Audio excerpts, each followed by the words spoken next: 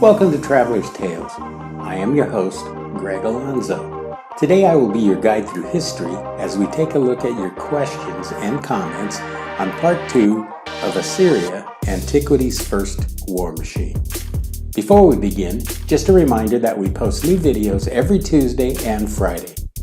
Don't forget to hit the little bell icon to be notified each time we post new videos. Mythology tells us one thing, while archaeology tells us another. Moving right along, our first question is from Sandra.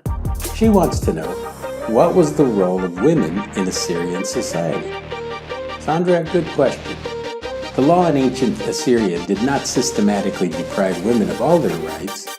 However, they were effectively second-class citizens. As in many patriarchal societies, a woman's role was to manage the household and bear children. Next, we have a question from Tani. She asks, did the Assyrians practice a specific religion?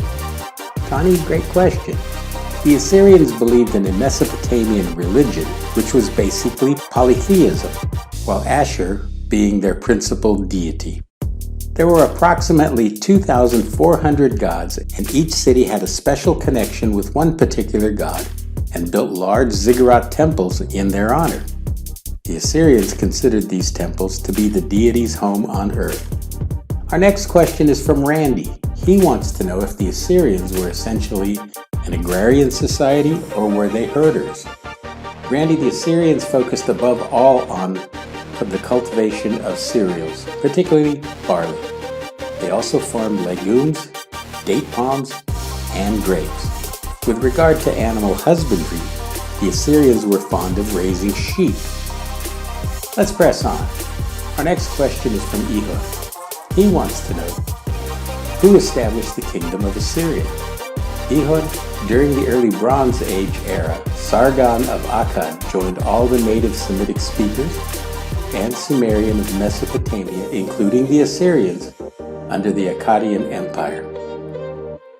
Next, we have a question from Tomas. He wants to know, how powerful was the Assyrian Empire? Well, Tomas, the Assyrian Empire was, for the better part of its time, strong and ruled with an iron grip. They proved to be a relatively advanced nation, excelling in combat arts. They were also the primary center for Mesopotamian civilization and religion. Our next question comes from Alexa. She wants to know how the Assyrian army could travel so quickly throughout the region. Alexa, in part 1, I brought up how the Assyrians mastered logistics. They built food and water storage facilities throughout the empire and were linked by paved roads. Moving right along, Eric wants to know just how modern were the Assyrians. Eric, the Assyrians were a very practical people.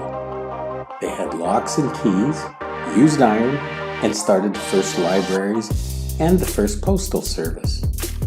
With regard to leisure, they brought about the use of the first guitar, the magnifying glass, flushing toilets, and the sexagesimal clock. This is the beginnings of how we tell time today. We have time for a couple more questions. This one is from Antonio.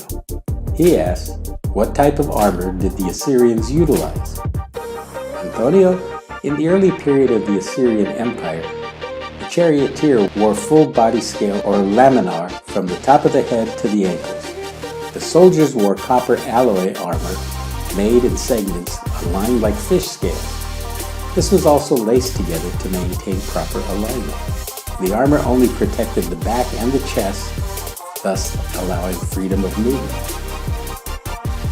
Our next question is from Santos.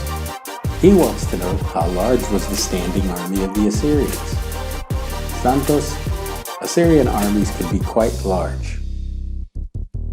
Shalmaneser III once boasted a force of 120,000 men for his campaign against Assyria.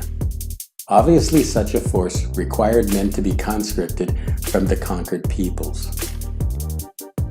Alright, our last question is from Allison. She asks, where did the Assyrians get their horses? Allison, Western Iran was the most important source of horses for the Assyrians. In fact, Horses made up most of the tribute paid by the conquered tribes of this region. This brings us to the end of part 2 of the Assyrians, Antiquity's first war machine. Thank you for joining us on this edition of Traveler's Tales. Just as a reminder, we post new videos every Tuesday and Friday. Don't forget to hit the little bell icon to be notified each time we post new videos. For your convenience, we have also listed our email address and Instagram information. If you haven't done so already, please like and subscribe to Traveler's Tales. This really is the best way to help our channel grow. Traveler's Tales will return with the Hittites, Egypt's nemesis. Until we meet again at the crossroads of folklore and history, Cartistos.